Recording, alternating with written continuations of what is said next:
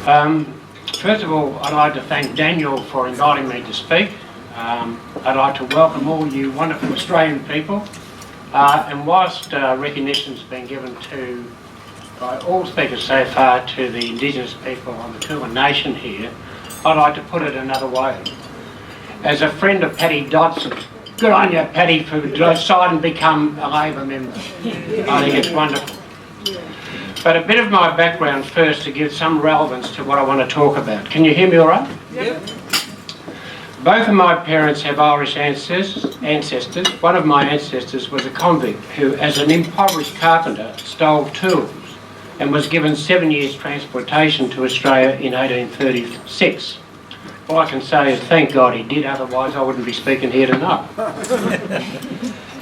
Our ancestral families arrived in Australia in 1836-57. Part of that period covered the Great Famine in Ireland.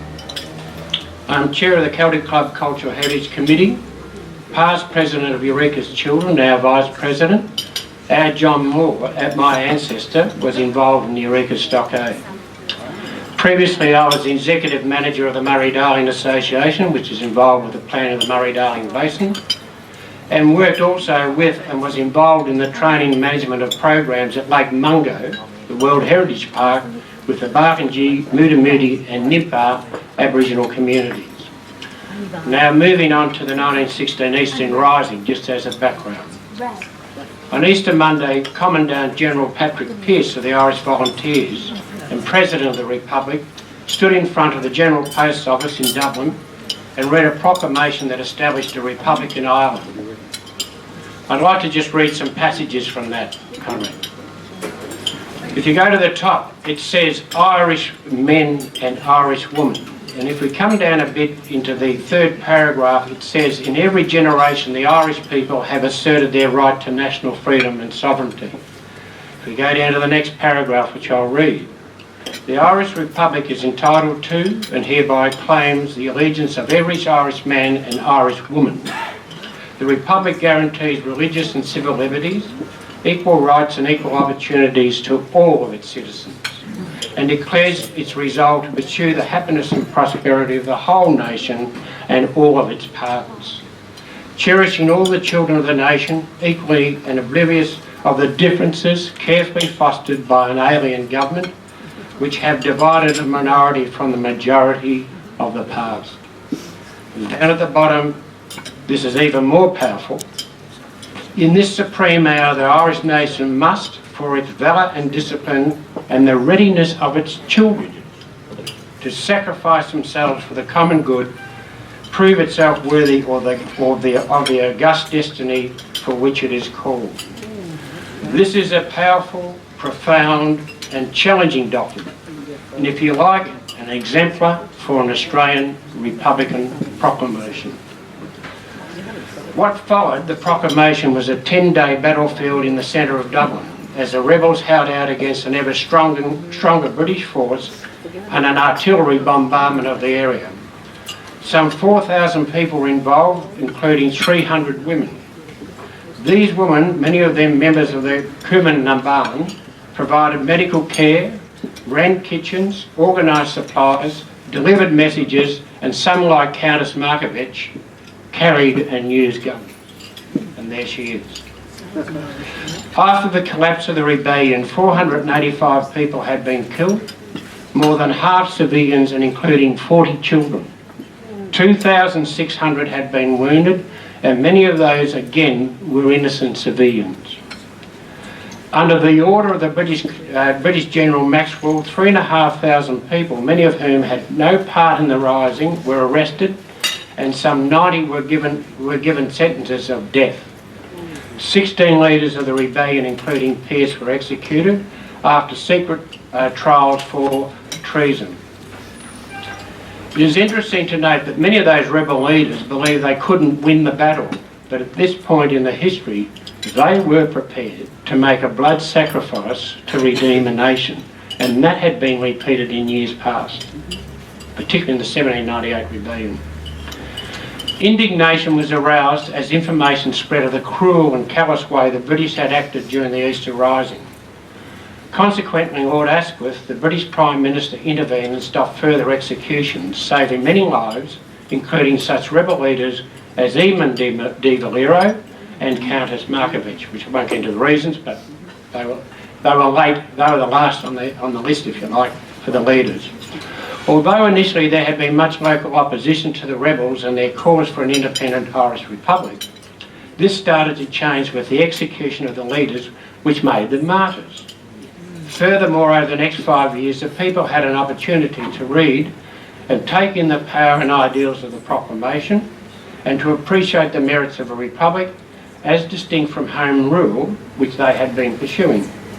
And it was during this time, many of them had been pursuing, and it was during this time in World War I, in 1917, the English government attempted to pass a very unpopular conscription bill and forced Irishmen to fight against Germany.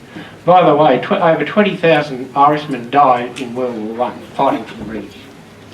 Consequently, support for an Irish Republic intensified in Ireland and then among the Irish communities in the diasporas of America, Australia and Britain. What followed in Ireland was the War of Independence in 1919 to 1921, then the Civil War 1922 to 23. But rather, at this point, because of time, than go into the detail of these wars, I would like to just tell, excuse me, of the outcomes. For instance, in 1922, the Irish state came into being as the Irish Free State, a dominion of the British Commonwealth, which comprises of 26 of Ireland's 32 counties, the other 6 being Ulster.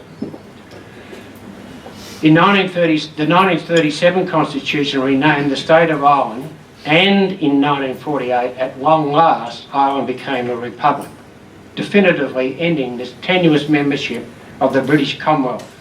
And in 1973, Ireland joined the European communities. The Easter Rising was a pivotal moment in Ireland's long struggle for independence from British rule. And as W.B. Yeats wrote in his poem, Easter 1916, and I quote, "Now and in time to be, wherever green is worn, are changed utterly. A terrible beauty is born."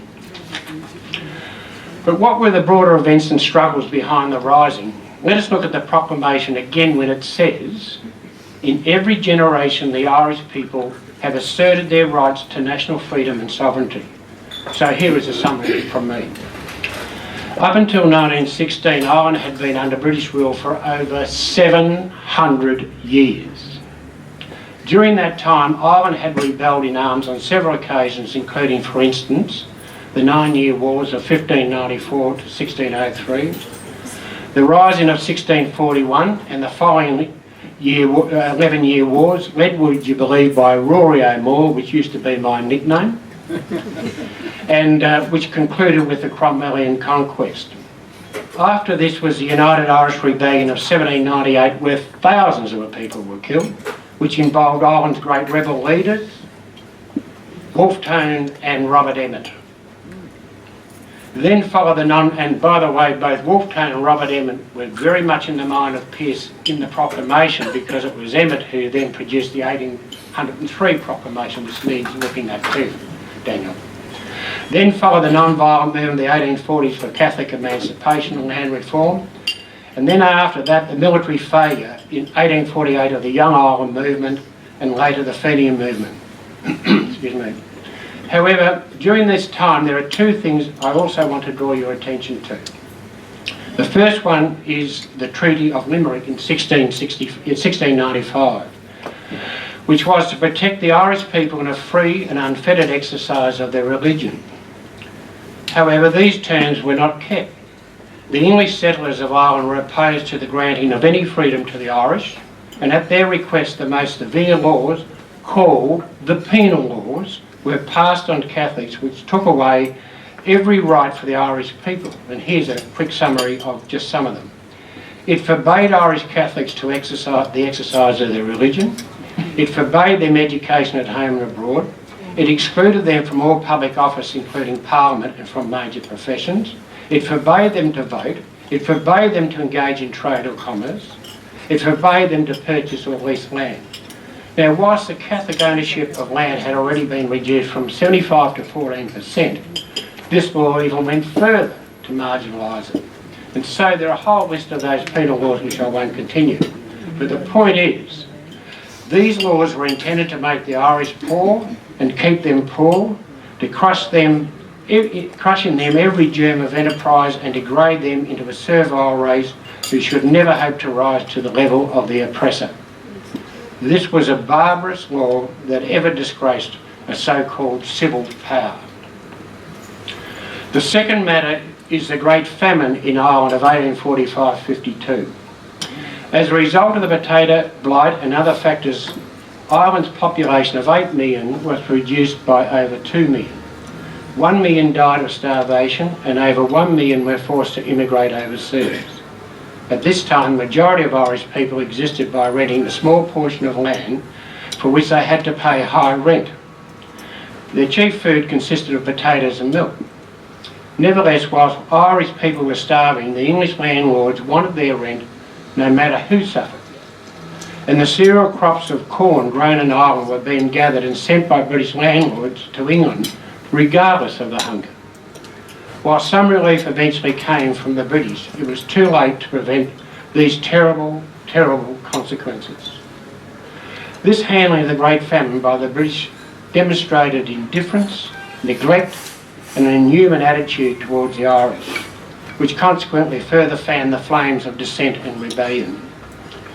So it is not hard when considering these two events to be reminded and reflect on the detrimental impacts that our settlement in Australia had and has had on the Indigenous people of the country. We virtually did the same. Among the various events that connect Australia to the 1916 Rising, I would like to mention just two aspects. One, the Eureka Stockade Rebellion in 1854 and the St Patrick Day March in Melbourne in 1920. Coming to the Eureka Stockade Rebellion. In 1851, when gold was discovered in Victoria, there was a great surge in Irish immigration with others to the goldfield.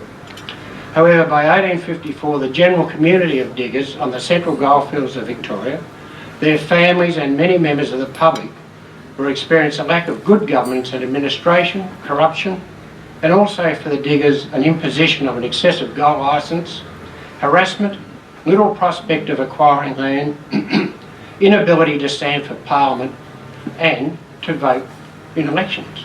Ignored, denied. In fact, they are virtually non-citizens in Victoria. Their hopes for a better life in a new country being diminished, and as well as we know, many of those who arrived at the goldfield bore the mental scars of British injustice. So they'd had enough. And in Ballarat, a Ballarat Reform League charter demanding democracy was proclaimed by the people, but ignored by the government. And consequently, on Sunday, December the 3rd, a battle at Eureka Stockade took place where diggers with their leaders, Peter Law and Irishmen, stood to defend their rights and liberties. Many of those who were in the battle and who were brutally slaughtered were Irish. After the Stockade event, when writing to The Age, Peter Law asked why nothing had been done to rectify matters before this bloody tragedy took place. And he said, quote, "Is it to prove that the British government can never bring forth a measure of reform without having first prepared a font of human blood? Or is it to convince the world that where a large standing army exists, the demon of despotism will have frequently offered at his shrine the mangled bodies of murdered men?" And at his first election speech in Parliament, he pointed out that King John in 1685 had granted the Magna Carta to the barons with arms, that is, weapons in arms, and not in response to a petition of the people. Similar sentiments were expressed by Pearce and others in 1916 in Ireland, just before and after the Rising. I might also add that it is the Magna Carta and the Ballarat Reform League Charter which state the most royal of all prerogatives is that the people are the only legitimate source of all power. There is no doubt that the Irish involvement at the Eureka Stockade would have been remembered and given encouragement to many of those involved in the 1916 Rising.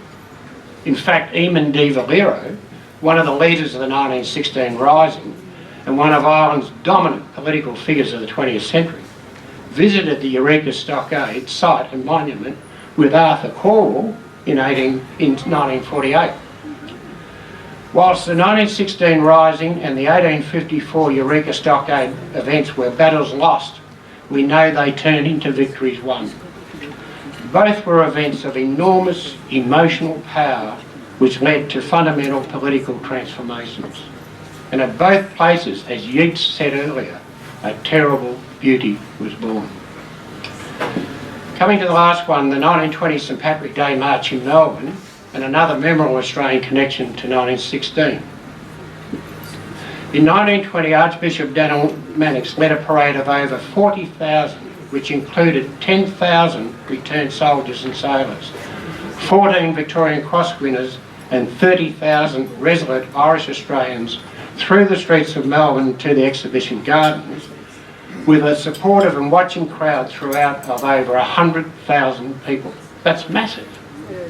Mannix was making an assertive political statement of Catholic loyalty to Australia during the Great War, as well as combating criticisms to his anti-conscription stance, and at the same time demonstrating his support for the cross of independence and a republic. Mannix, with the 14 VC winners, also sent a cable to Lord George, then Britain's Prime Minister, demanding self-government for Ireland. Now, a number of you people may even recall that John Curtin, the Australian Prime Minister, was put in prison for his anti-conscription stance during World War I. And in 1938, when Mannix was completing the building of St Patrick's Cathedral, he received a Celtic bronze cross from Eamon de Valero, then Taoiseach of Ireland, to top the main spire of the cathedral, representing not only a Christian cross, but also, as some historians interpret, as a Republican cross, recognising Mannix's support for an Irish Republic. It is there today. Can you see it on top? The 1916 Rising at Easter was a deliberate, symbolic connection to the crucifixion and the resurrection. Deliberate. So I would like to just say this, that greater love has no one to lay down his life for his friends. This is what happened in 1916, this is what happened in 1798, and so on. And it also happened at Eureka. However, we're not being asked to do that. Today we're being asked to live a life that seeks the truth, has courage and integrity, does right, demands what is just, seeks good leadership, accepts responsibility, and is prepared to act. For it is right that we want good government, and in Australia an effective democracy. For it is right that Australia has a republic and not cling to a British monarchy. It is right to have a national flag and anthem that truly reflects who we are. And it is right that we truly recognise and respect our Indigenous people in this wonderful multicultural society. Today we meet here at the Celtic Club, the Irish Club, which is pro-Labor, which is pro-Republic, and where the Victorian Australian Republican movement used to meet regularly.